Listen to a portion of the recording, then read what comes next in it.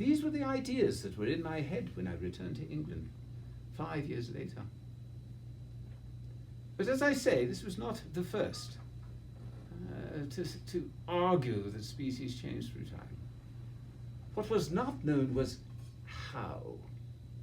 What was the mechanism that could allow new species to arise?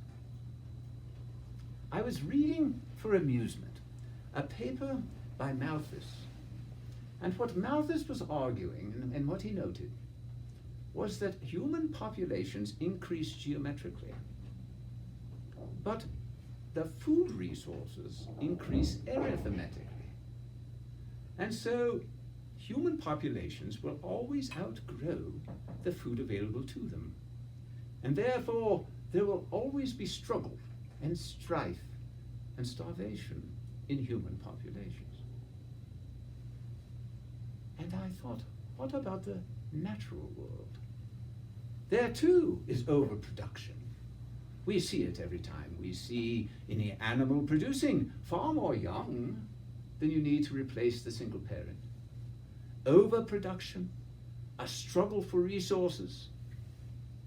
If there was any variation within that species, those individuals who were so shaped to obtain those resources more effectively than others would survive and pass those traits on.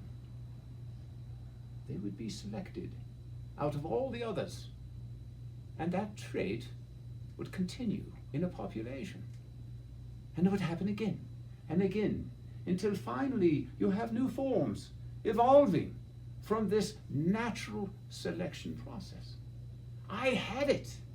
I had the mechanism which no one else had been able to discover yet.